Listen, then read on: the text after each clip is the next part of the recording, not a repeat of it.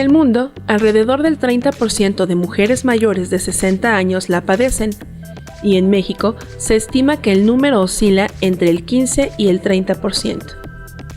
Incontinencia urinaria, problema que es definido por la Sociedad Internacional de Continencia como la queja ante cualquier salida involuntaria de orina y cuyo origen es multifactorial. Por lo general, se asocian a su desarrollo factores como las lesiones en el sistema nervioso central, infecciones urinarias, tumores pélvicos, partos numerosos, obesidad, tos crónica, fumar, deficiencia hormonal, raza, estreñimiento y envejecimiento. Son muchas las disfunciones relacionadas con la región pélvica de la mujer, y sin embargo, en cuanto a la incontinencia, se calcula que en nuestro país, menos de la mitad de las personas que presentan dicha problemática acuden a recibir atención médica por motivos de vergüenza, temor a la cirugía, considerarlo como una consecuencia natural e inevitable del envejecimiento o simplemente por tener poca esperanza de mejorar después del tratamiento. Desde el siglo XIX se han realizado esfuerzos por encontrar la cura de la incontinencia. En la actualidad, existen variedad de tratamientos que reportan un elevado éxito de recuperación. En el Instituto de Investigaciones Biomédicas se desarrollan líneas de investigación que contribuyen al entendimiento a detalle, tanto del funcionamiento de los músculos que participan en el reflejo de la micción, como en el nivel de influencia de los factores que favorecen su desarrollo, pues es claro que la eficiencia de dichos tratamientos aumentará en tanto haya más conocimiento sobre los mecanismos básicos del padecimiento.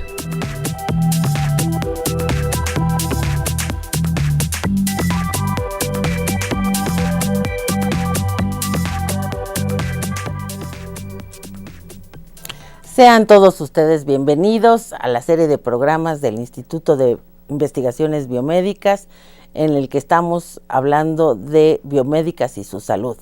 Estos programas tienen como objetivo el que podamos comunicarles acerca de las enfermedades que consideramos importantes, pero también de la investigación que se está haciendo para tratar de abordarlas.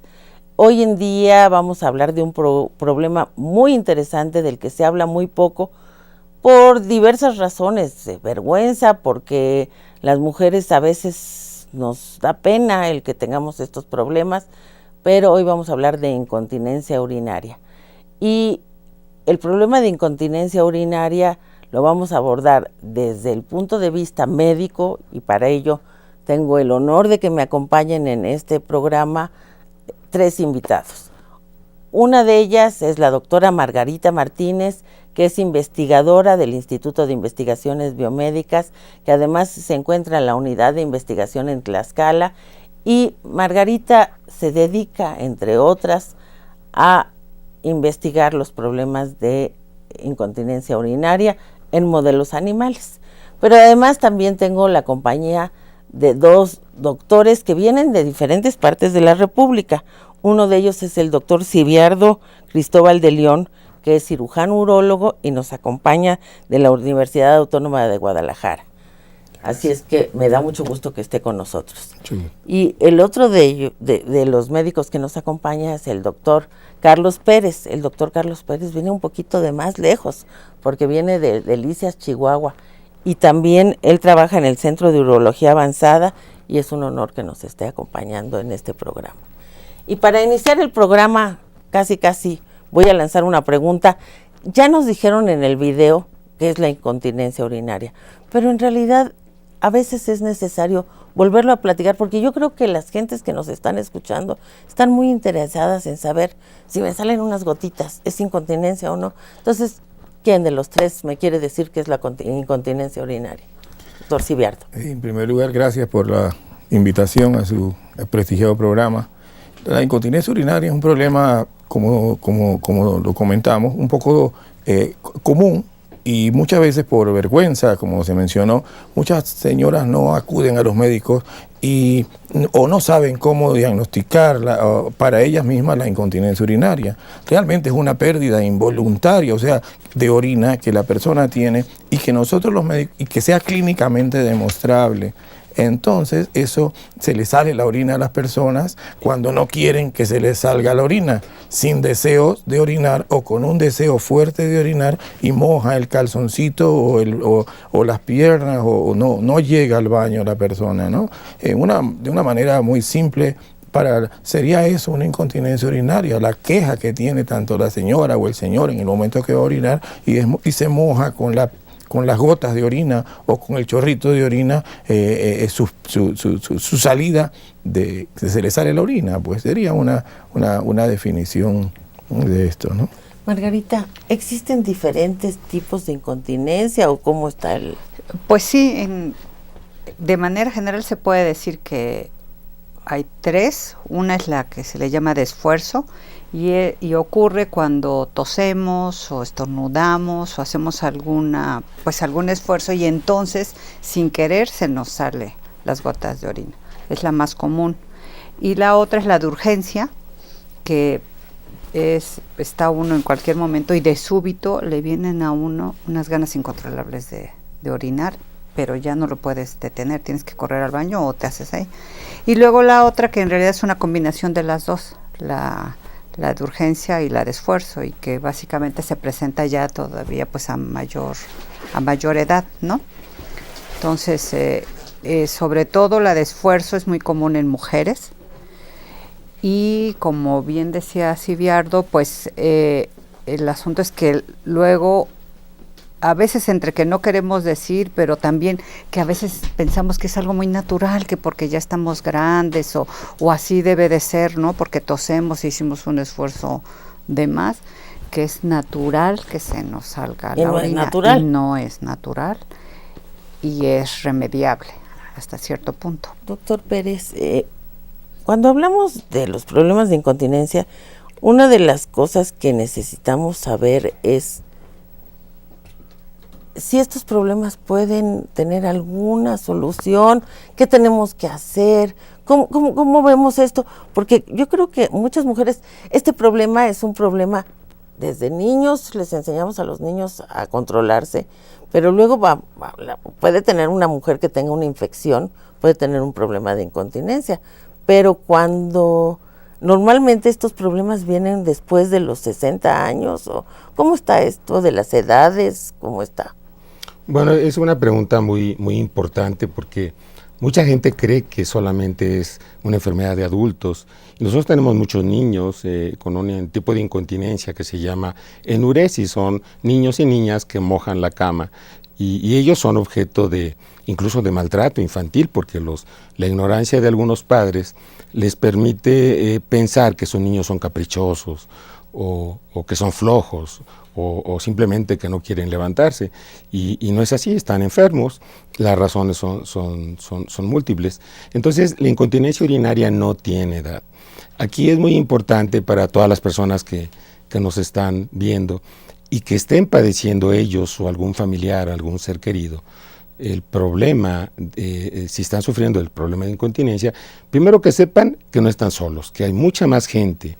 Si van a un supermercado, o al mercado, o a una plaza pública y señalan a 10 gentes, en ellas 4 van a tener incontinencia. Entonces, lo importante es que, primero, no están solos. Segundo, tienen remedio.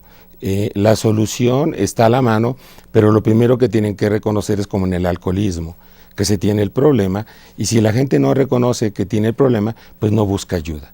Y la ayuda pues tiene que ser con gente especializada en incontinencia, pero no tiene edad, no es normal que la gente moje sus ropas o su cama, y que sepa que es muy importante que vayan a buscar ayuda porque seguramente la van a encontrar.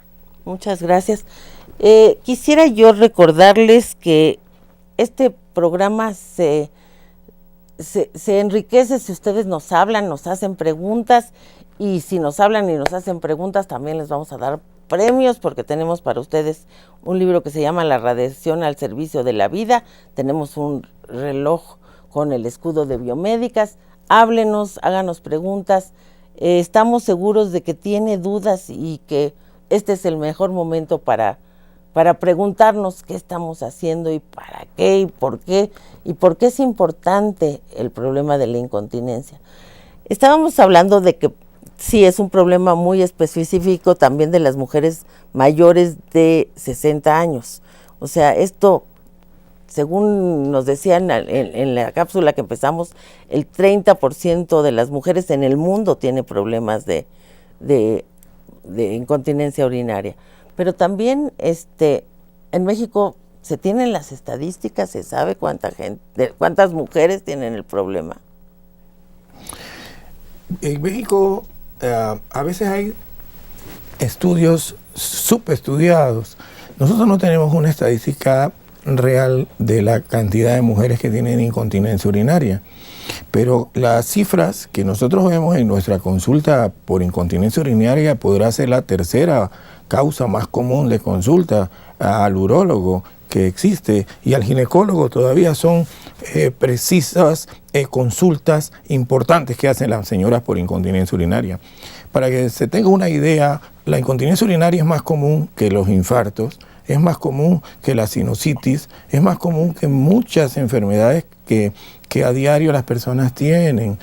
Esto dando para que nos demos una idea también del impacto que tiene, los costos a nuestra sociedad aquí en México de uso de pañales y de cirugías y de estos medicamentos que se le utilizan, asciende a millones de pesos en cuanto a costo económico, social. Fuera de los aspectos psicológicos que las señoras tienen, se recluyen en las casas, no quieren salir, por ejemplo, para ir al cine, ya se les dificulta porque tienen que buscar la forma de estar cerca de un baño, y cambia su ritmo diario de vida. Antes de salir de la casa orinan para no tener que buscar un baño afuera. Hay pacientes que nosotros hemos tenido que se conocen todos los baños alrededor del círculo del súper, de la farmacia, de los lugares donde ellas van, y no se alejan de ese círculo porque ya desconocen el lugar, ¿no? Para tomar un avión, si el avión va a aterrizar, y por ejemplo en estos casos pues no pueden ir al baño antes de llegar al lugar, los autobuses también. Entonces se convierte en un problema bastante particular. Sí, Margarita. Sí, yo quería comentar con respecto a lo de los estudios, que efectivamente no hay muchos estudios reportados, ¿no? Como publicados, pero sí hay ya algunos, por ejemplo, en Guadalajara o en Sonora, que salió hace un par de años un estudio de un grupo de mujeres muy grandes, encuestaron, las interrogaron, y bueno, son dos aspectos. Uno es que sí hay incontinencia en hombres y hay incontinencia en mujeres. En particular, por lo menos a mí me interesa más el caso de mujeres, por lo que estoy trabajando.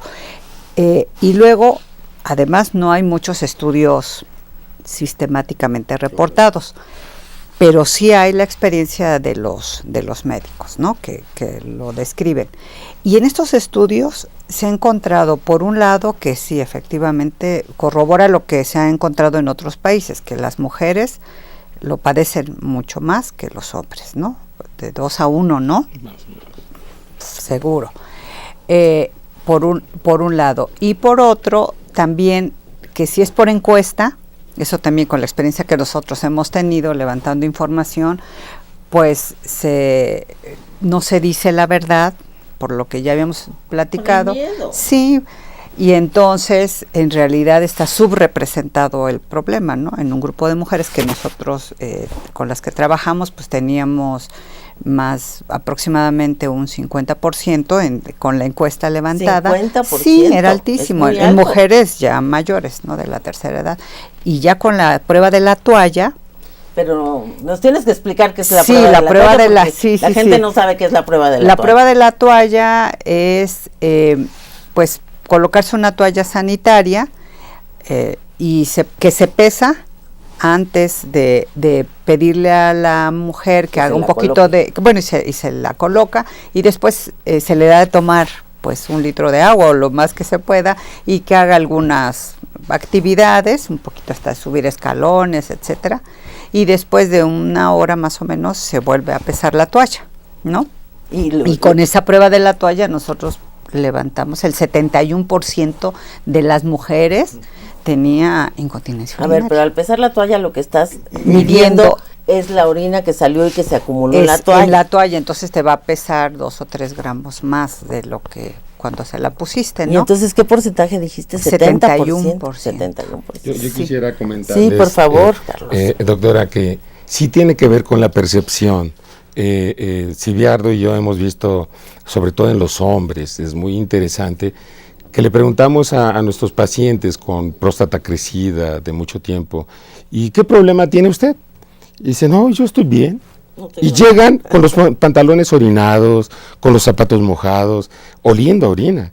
Y la percepción del individuo sobre si tiene problema o no es tan interesante que por eso las encuestas a veces tienen ese error. No es lo mismo demostrarlo, o sea, este hombre, si lo encuestáramos, él contestaría, no tengo incontinencia.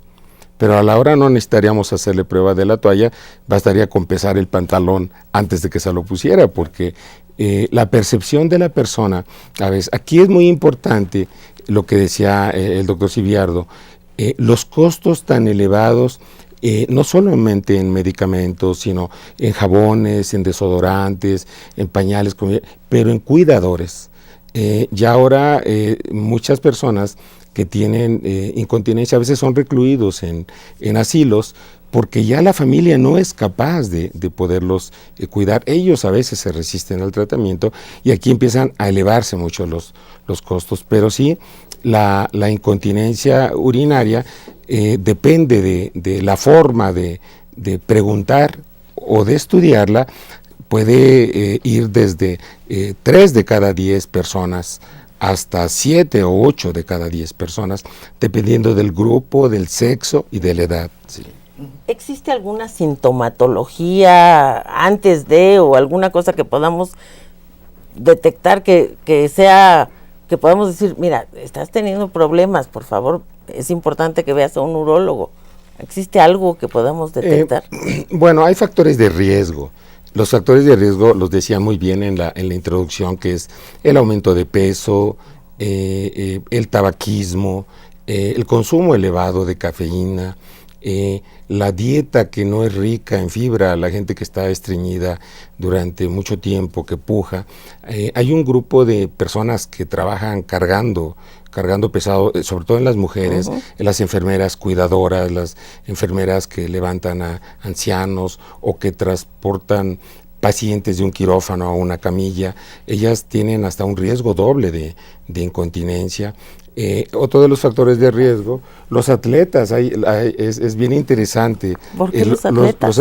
Sobre todo los que hacen saltos, parece que hay algún problema con la estática de la pelvis que provoca mayor frecuencia de incontinencia. Esto se ha encontrado, por los europeos hicieron estudios muy interesantes, por ejemplo, en saltadoras de paracaídas, en gimnastas, que tenían mayor incontinencia que las personas, los otros deportistas de alto rendimiento que no se dedicaban a lo mismo. A nosotros nos pareció muy interesante porque son gentes con músculos muy fuertes, pero que las repeticiones tan importantes y frecuentes de los saltos provocan esto. En nuestras mujeres, bueno, el parto es uno de los factores, y el número de bebés, la presencia de la menopausia, como usted bien lo decía, obviamente hay enfermedades que provocan un alto riesgo, por ejemplo, la diabetes mellitus, el Parkinson. El Parkinson es la persona que empieza a temblar cuando quiere tomar algo, la esclerosis múltiple, gente que empieza a tener debilidad y no puede a veces ni siquiera coger una cuchara. Las personas que se lastiman la columna, la médula espinal en los accidentes, gentes que han nacido con problemas como los niños con mielomeningocele. En niñitos también tenemos cicatrices en el tubo de orinar que se llama uretra. Hay una descoordinación también de nacimiento entre la vejiga y el control, y todo esto son factores de riesgo de tener incontinencia urinaria. Yo me acuerdo que alguna vez escuché que el problema de vejiga caída, que era resultado de los partos, podría tener algo que ver con la incontinencia. ¿Sí tiene que ver o no? Sí, así es. Van de la mano, aunque no toda la vejiga que está abajo provoca incontinencia.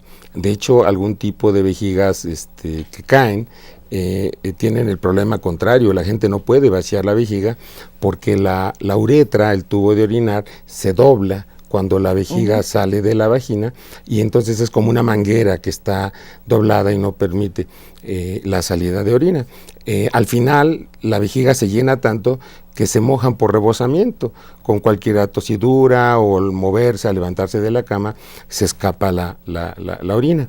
La vejiga caída no es sinónimo de incontinencia, pero va muy relacionada.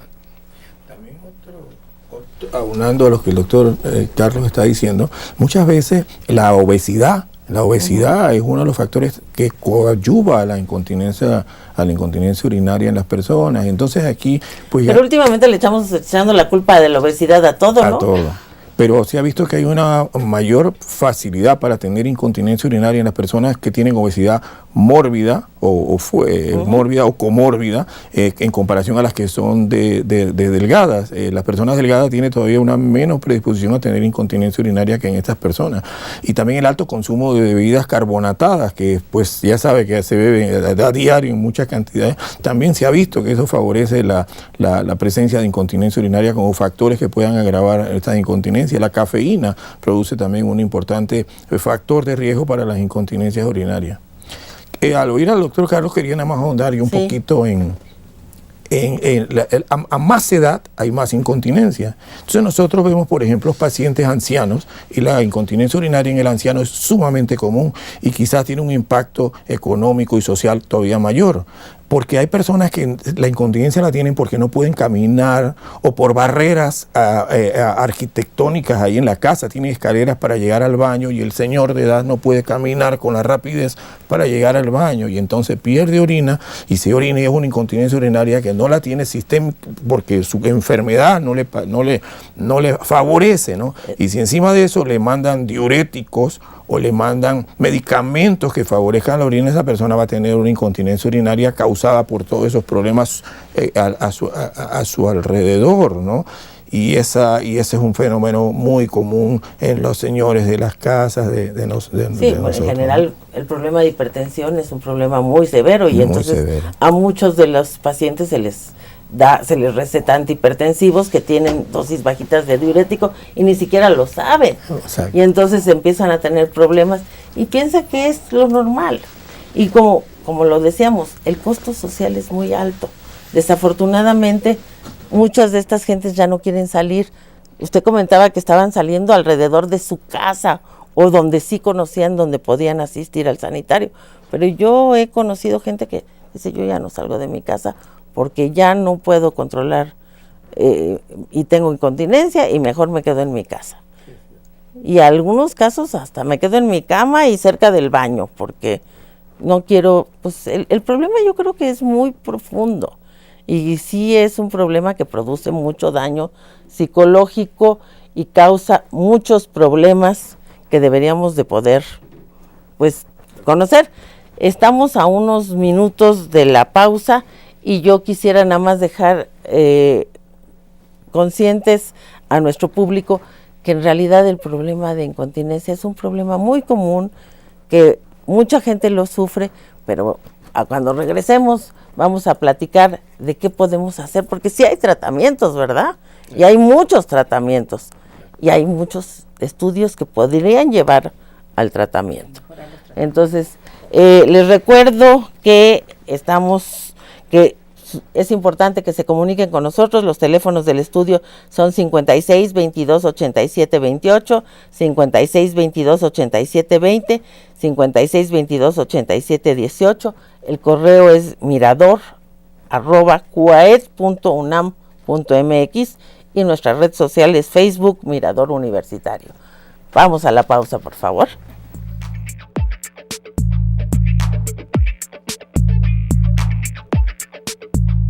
La incontinencia urinaria se relaciona de forma errónea solo con mujeres. Aunque es el género femenino quien más sufre este problema, no es un padecimiento exclusivo.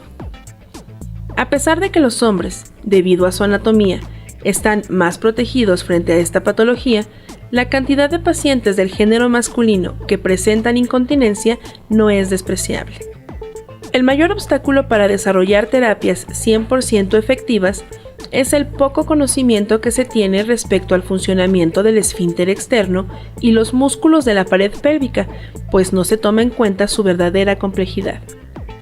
Estudios en ratas macho, llevados a cabo en el Instituto de Investigaciones Biomédicas, han demostrado que el esfínter externo es un complejo muscular y no un músculo único como se solía creer.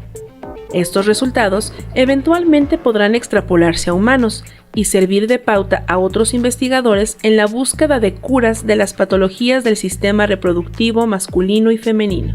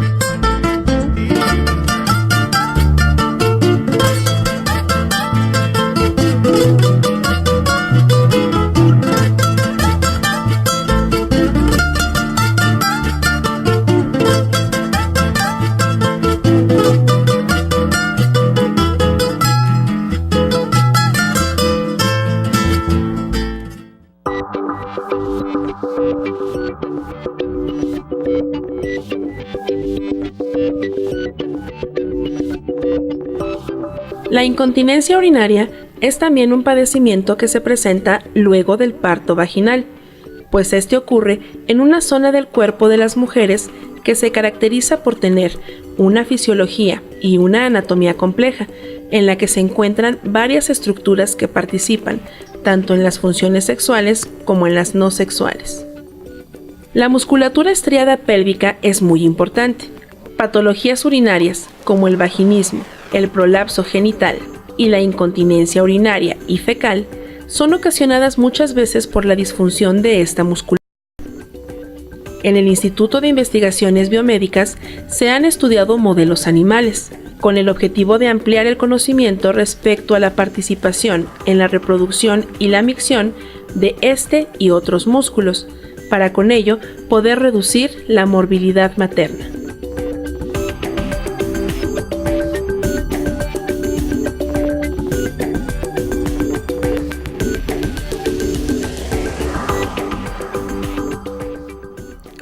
Agradecemos que nos acompañen el día de hoy en este interesante programa que hemos preparado el Instituto de Investigaciones Biomédicas y su salud y que tiene que ver con la incontinencia urinaria. Les damos las gracias por estar con nosotros y les decimos que ojalá y nos llamen. Los teléfonos son el 5622-8728, 5622-8720 y 5622-8718. Y el correo es mirador@cuaed.unam.mx y nuestra red social es Facebook Mirador Universitario. Estábamos platicando del problema tan severo que implica la incontinencia urinaria. Sobre todo es el problema fisiológico, pero también el problema social que implica y que la gente le da pena hablar de la incontinencia por todo lo que está asociado a la incontinencia. Pero la buena noticia y la que queremos platicar con ustedes el día de hoy es que hay tratamientos, diferentes tratamientos.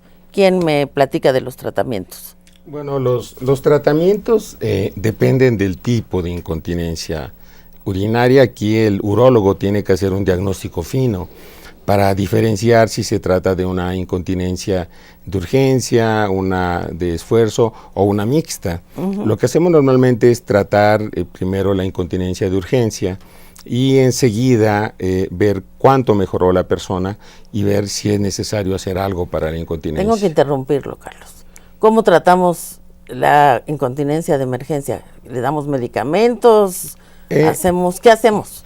Todas, normalmente manejamos lo que se llama terapia de conducta. Le pedimos a la gente que controle su peso, que disminuya la tomada de cafeína, que coma más vegetales para evitar el estreñimiento, pues que evite el tabaquismo, que trate de Esas ya son no fumar. medidas generales para la salud del individuo, ¿no? Así es, pero son factores de riesgo. Ya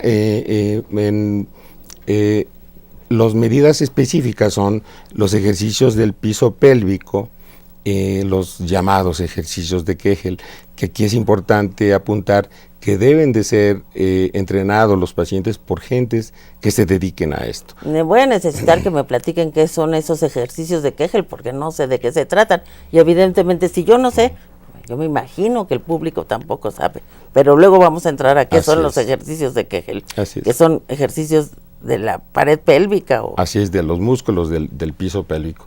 Enseguida tenemos la neuromodulación, que es el uso de dispositivos que envían impulsos eléctricos en los músculos del piso pélvico, que es todo el suelo de la pelvis. Porque no hay un control de los músculos y estos... Así es, vemos en pantalla precisamente el equipo que usamos, es un electroestimulador, tenemos electrodos y ahí hay una pequeña perita como si fuera un omega que tiene unos cablecitos rojo y blanco. Ese es un cono vaginal, que es un electrodo que se usa para estimular los músculos. Se pone esta perita que es del tamaño de un higo pequeñito y se conecta al aparato negro, que es un electroestimulador, y se le enseña a la persona qué músculos debe de contraer para hacer un correcto ejercicio de Kegel o un ejercicio de entrenamiento del piso pélvico. Este es un aparato que usamos, sentamos a la persona en el sillón y la ponemos frente a la pantalla para que ella observe qué tanto se contrae el piso pélvico y cuánto se relaja. Tenemos imágenes en donde vemos cómo la persona puede ver en el lado izquierdo de su pantalla, vemos en la parte superior, vemos cómo ese círculo pequeñito muestra cuando la persona está apretando correctamente los músculos del piso pélvico, y en la parte inferior del lado derecho cuando está relajando. Y entonces con este tipo de tecnología le podemos enseñar a las personas cómo contraer los músculos del piso pélvico, cómo hacer un entrenamiento correcto y fortalecerlos.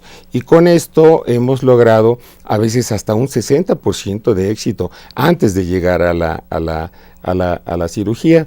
Sí se usan los medicamentos, por supuesto que es una de las medidas más usadas.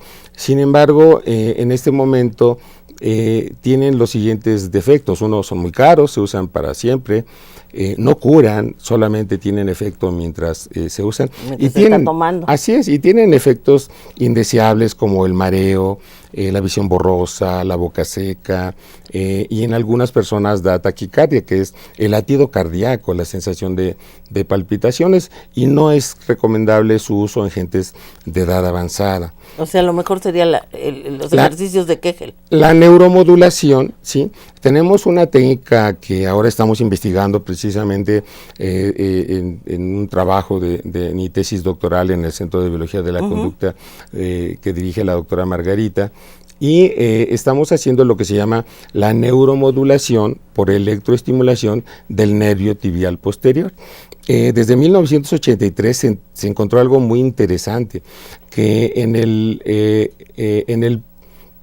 en la tibia, en el pie, en el tobillo, vemos en la imagen el pie de uno de nuestros pacientes y vemos ahí su tobillo, la parte interna de su pie, y la pequeña aguja, que es un electrodo, se inserta en un punto de acupuntura china, que es muy interesante, que coincidió con el mismo lugar, y se conecta al mismo electroestimulador que se conecta al electrodo vaginal, y esto provoca primero contracción de los dedos del pie hacia abajo, pero se descubrió que esto puede controlar hasta en 60% la incontinencia urinaria de urgencia.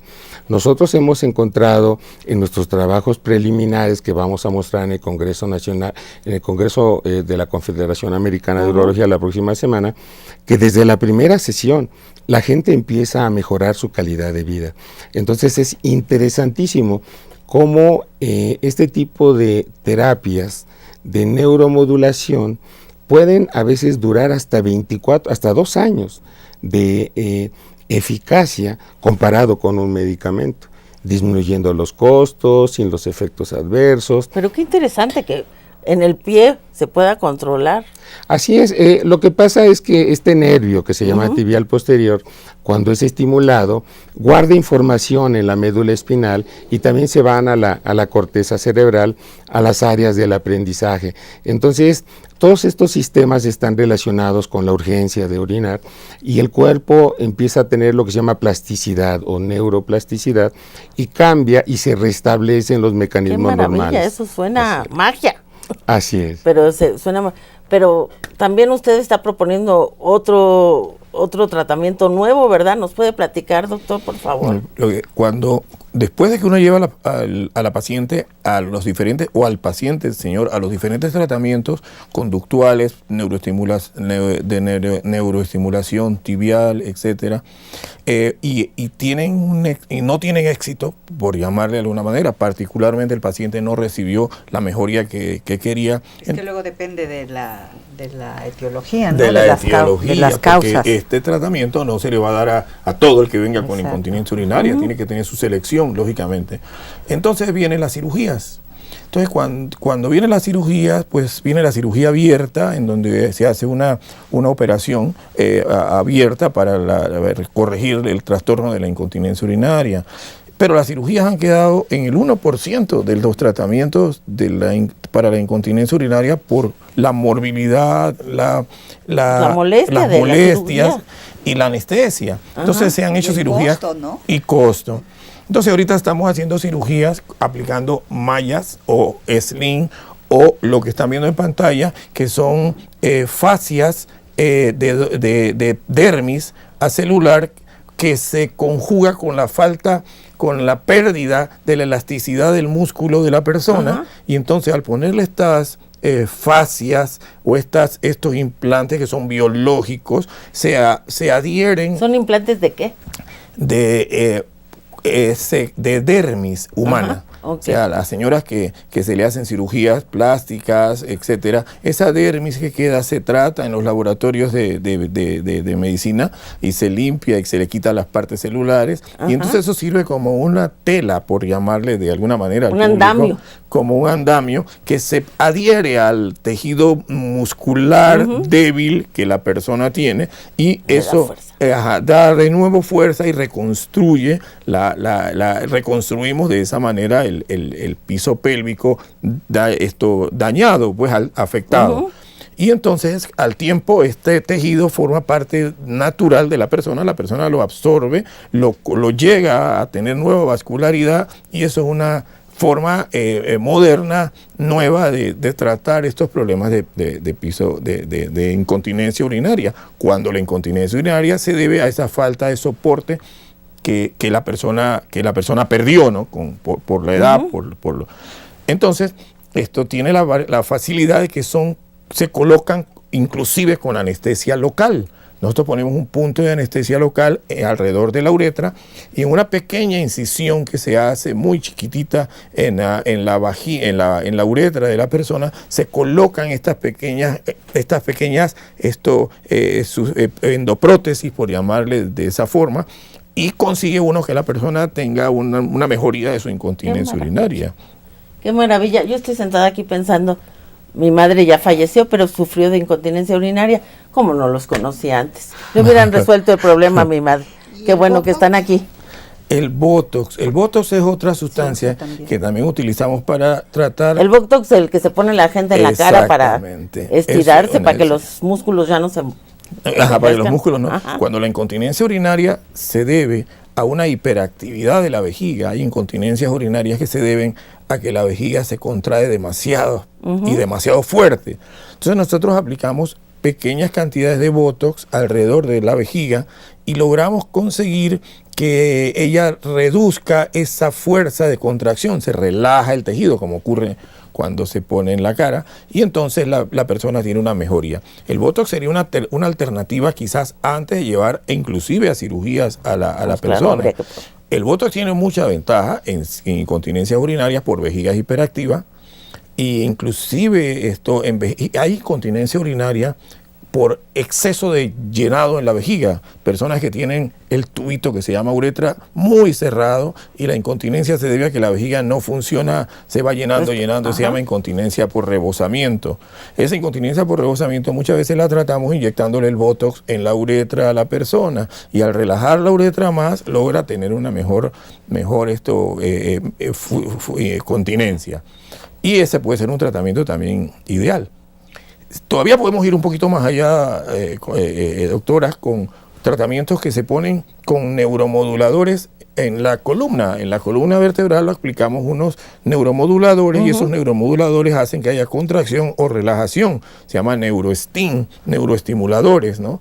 Y eso también, lo que ocurre es que son neuroestimuladores un poco costosos, pero en caso de pacientes que ha fallado todo el tratamiento que se tiene, tendríamos que recurrir inclusive a ese tipo. Aquí en México lo aplicamos, yo lo he aplicado, lo aplicamos aquí en el Distrito Federal, en varias regiones del país se aplican estos neuromoduladores, que serían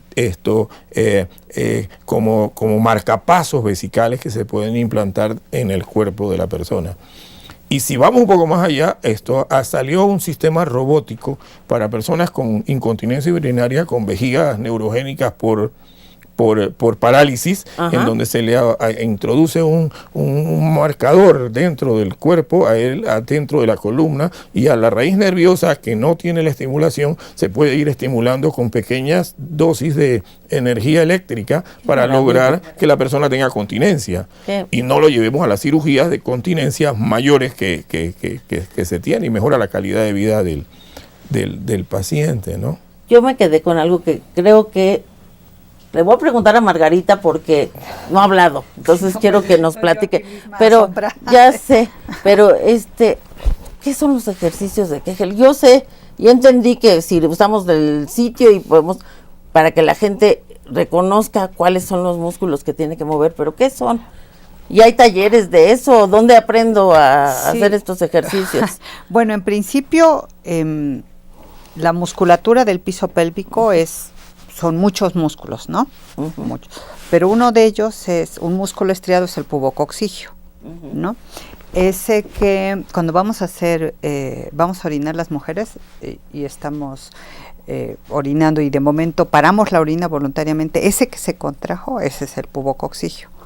Entonces el doctor Arnold Kegel hace muchísimos años, él encontró que entrenar a este músculo, como cualquier músculo estriado, ¿no? De los brazos, de las piernas, etcétera, traía un mejoramiento de la incontinencia. Y esto se debe a que es una especie, bueno, si es el pubococcigio y los músculos otros que forman el piso pélvico, están claro en la base, pero también como que rodean un poco a los órganos y son como una especie de faja, ¿no? De los órganos de la vejiga, de la uretra, y entonces una contracción voluntaria adecuada, así como ahí se ve, miren, el pubo en la parte de abajo, eso hace que uno también entonces pueda voluntariamente controlar la salida de la orina, ¿ok? Entonces, ¿tenemos que estar haciendo ejercicio todo el tiempo? Pues sí, que ir cuando vayamos al baño hay que contener la orina.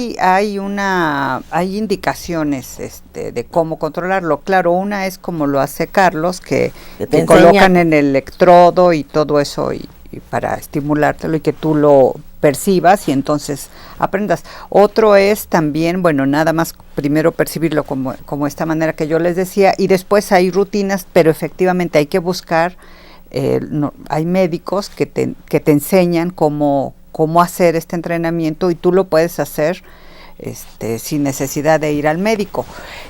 Lo ideal sería comenzar desde antes de los 60, ¿no? A los 30, 35, 40 años, a empezar a entrenarlo justamente para evitar, prevenir, antes que... Siempre hemos dicho que la mejor medicina es la prevención. Fíjese que la Sociedad Internacional de Continencia, en su foro último del 2013, que es el último que ha salido en revisión de incontinencia urinaria, en el capítulo de prevención, recomienda que las recomendaciones sean, como dijo la doctora, de gente joven, pero hay recomendaciones para antes del parto, antes de que la persona tenga un parto, ya hay recomendaciones del uso de ejercicio de estos, como lo que está mencionando la doctora. Durante el embarazo, antes del embarazo, durante el embarazo también se recomiendan que las señoras hagan ejercicios que fortalezcan el piso pélvico de ellas para el momento del parto, y ejercicios que se deben de hacer posparto, después de que realiza el parto la señora que tiene su parto o la cesárea, que ella tenga ejercicios de este tipo, y lógicamente ejercicios que se hacen posterior a esto para una prevención de lo que sería la incontinencia urinaria en la señora, ¿no? Sí. Tenemos muchas cosas de qué platicar, pero se nos va a acabar el tiempo. ¿Los hombres también tienen que hacer ejercicios o Sí. nomás las mujeres? Sí, la incontinencia urinaria masculina es sumamente, bueno, no tan común como la femenina.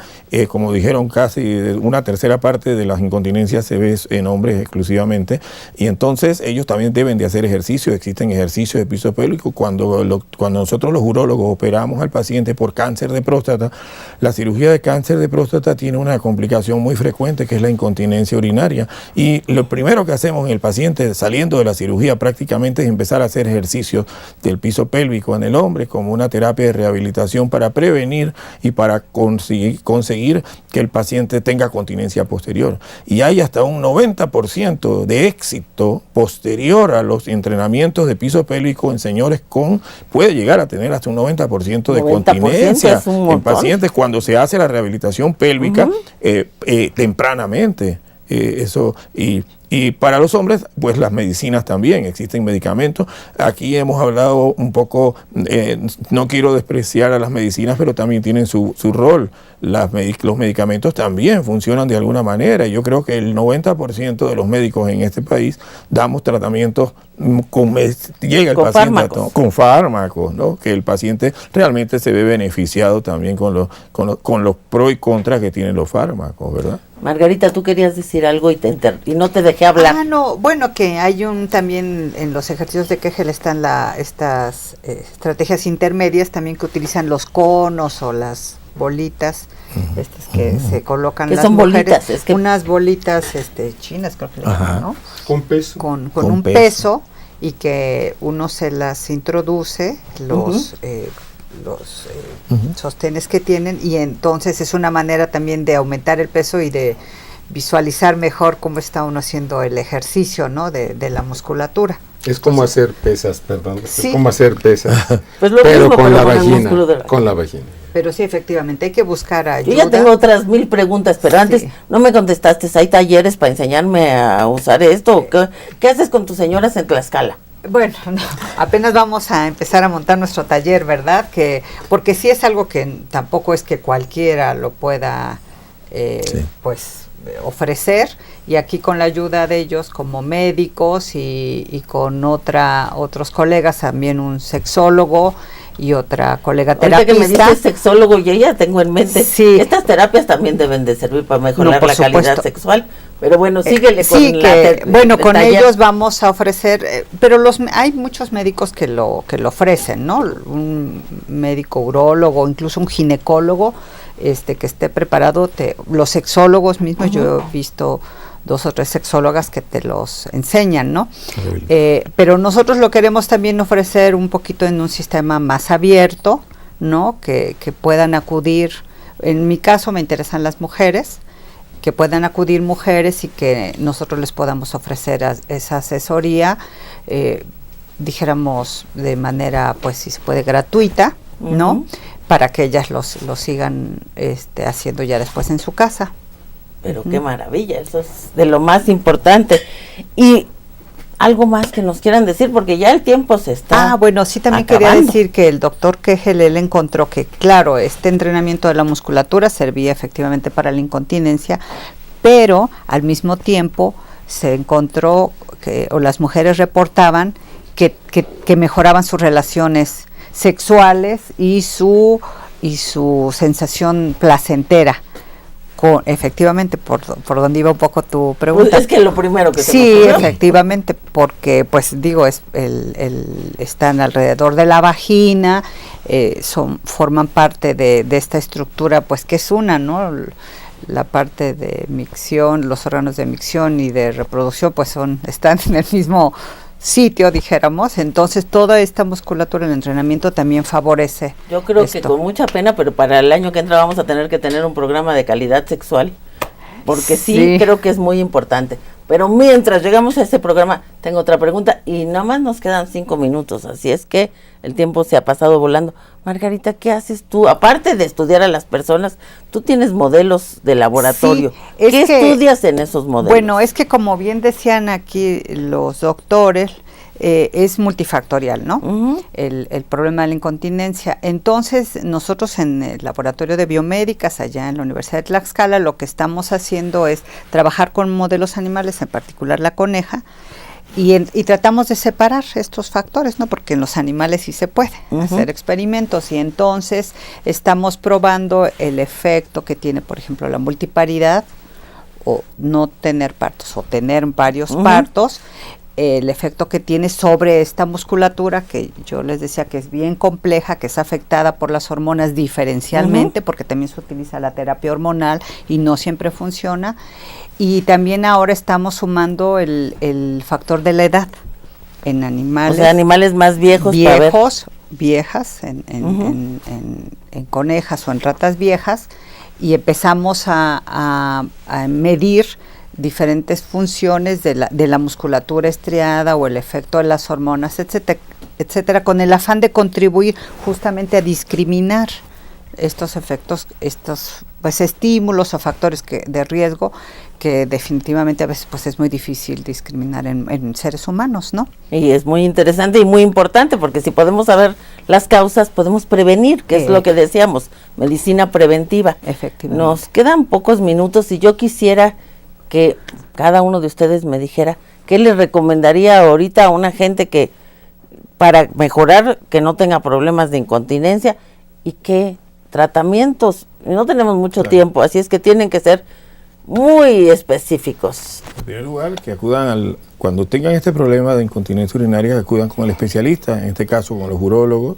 o con el uroginecólogo, que tengan el entrenamiento para el tratamiento de esto, y realmente existe una curación, una ayuda al paciente con eso, ¿no? Y los cambios en el estilo de vida también recomendaríamos que lo lleven a cabo las señoras, ¿no? Cambios en sus dietas, en su bajar de peso, serían las recomendaciones que como conclusión les dijera que para llevar a casa, ¿no?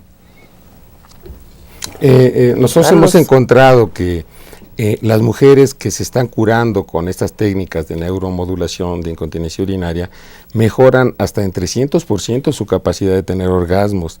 No solamente su calidad de vida la que van a mejorar, no solamente van a mejorar su autoestima, su confianza para la vida, van a gastar menos, sino que además van a tener una vida más feliz. Así es que busquen ayuda, existe la ayuda, busca al urólogo de su confianza y seguramente va a encontrar una solución que se adapte mejor a su problema. Yo creo que esto es muy importante, Margarita. Sí, y yo también recomendaría, particularmente a las mujeres, ¿no? Que no le tengamos miedo a nuestro cuerpo. Sí, hay que conocernos, hay que preguntar, hay que buscar cómo estamos constituidas, ¿no? Y hay que prevenir, ¿no? Digo, a lo mejor, claro, las mujeres añosas, como nos dicen, bueno, pues ya estamos en vías del problema, pero las jóvenes, justamente para no tener que llegar a estas situaciones, que empiecen también con sus ejercicios y a conocerse. Yo creo que es muy importante y quisiéramos terminar este programa recomendándoles que no piensen que porque están viejitas ya tienen que estar encerradas en sus casas. Ya ven, aquí está esta viejita y está viendo el programa, está de directora. Es importante tener una vida de calidad. Y es importante tener una vida de calidad tratando de tocar todos los problemas médicos que tenemos y buscando. A veces es difícil encontrar el tratamiento adecuado o el médico adecuado, pero hay que tener la búsqueda para mejorar nuestra calidad de vida. Y con esto damos por terminado este programa, les damos las gracias porque nos hayan acompañado y este es el 4º programa de esta serie de programas y los invito al 5º programa que va a ser acerca de cáncer. Les damos las gracias por habernos acompañado.